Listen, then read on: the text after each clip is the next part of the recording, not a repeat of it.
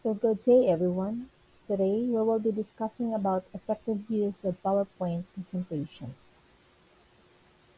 And for our objectives, we have to discuss the significant use of PowerPoint presentation, identify the 5 keys in creating great presentation, and of course, tailor PowerPoint presentations to suit the various audience needs and contexts, ensuring relevance and engagement.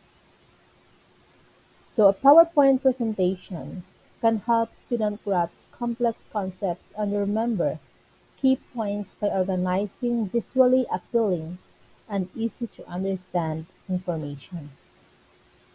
A PowerPoint presentation can add excitement and interest to a dull lecture or dry text.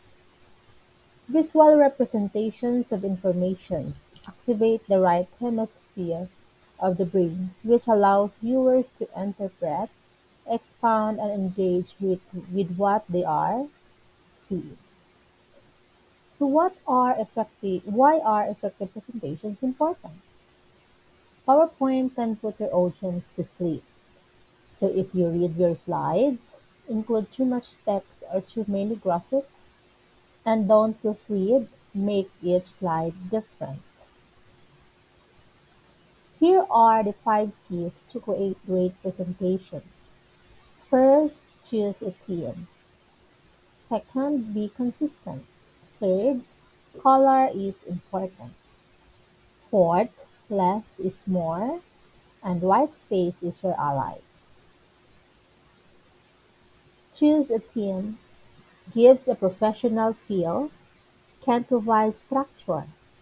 Fonts and colors are pre-selected and coordinated, can be tweaked to meet your needs. When we say be consistent, font should be the same throughout your presentation.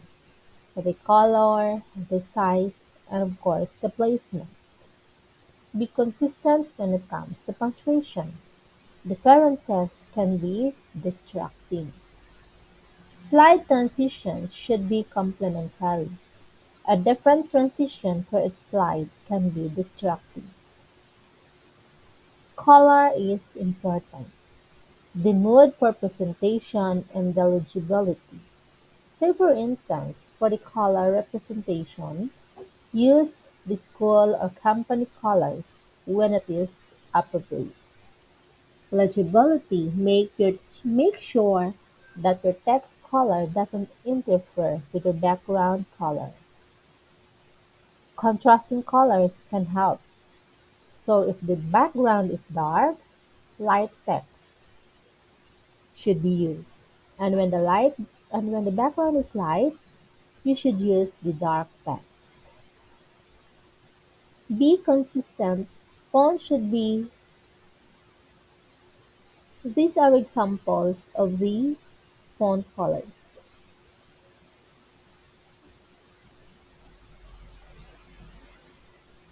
And next, less is more.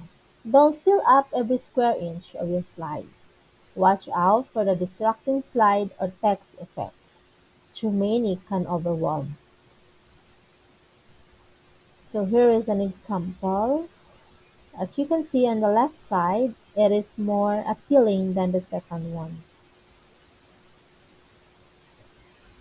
White space is your ally. Images effective when it is appropriate don't need to take up the whole slide.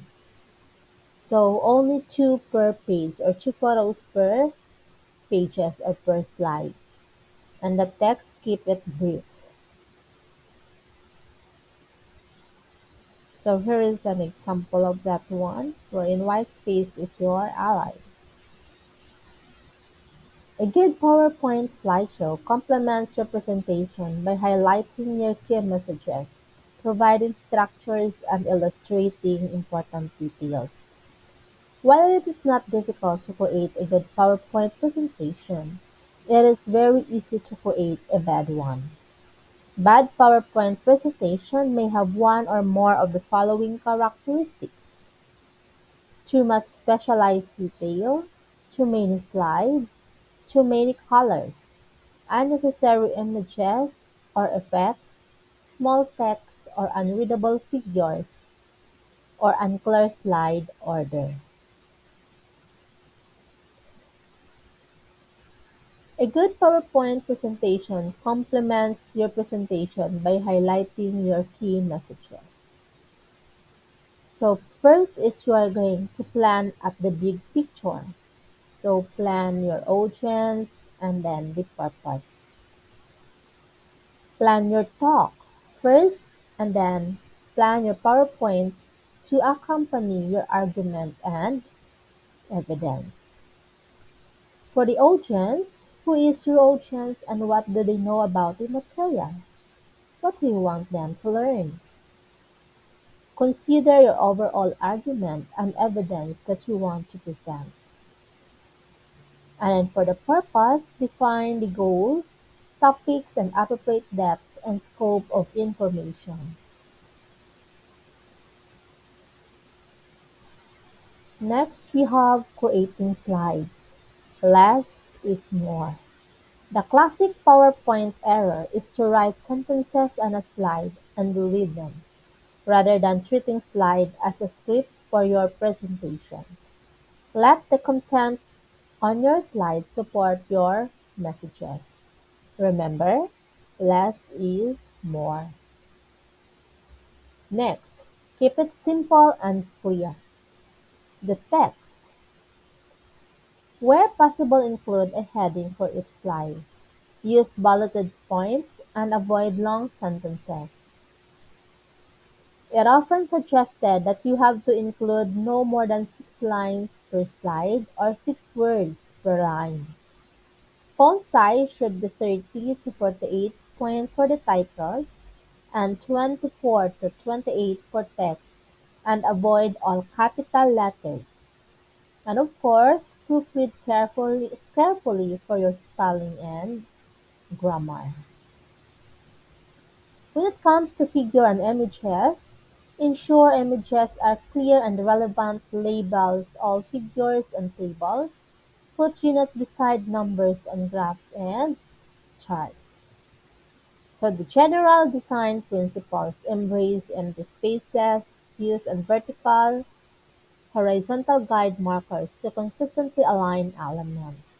And of course, edit the entire slide deck to ensure organization is logical and design is consistent. Next, let's proceed to the oral presentation. Even with the best of the PowerPoints, good presentations require practice and refinement. Rehearse, rehearse, and rehearse.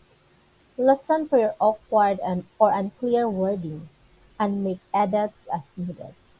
Keep an eye on the time limits. Practice presenting alone, but also with your colleagues. Advance the slides when you reach the point in the presentation. Do not stand in front of the screen or talk to it. Face the audience at all times. Next one is, of course, you have to have a backup plan.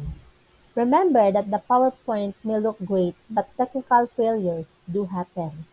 Mentally prepare for any eventuality. Make sure to save the presentation in several ways, by saving on a USB stick and email it to yourself, or save it in a OneDrive. Print out the slide to have a paper version in case of equipment failure, and practice giving your presentations without your slides.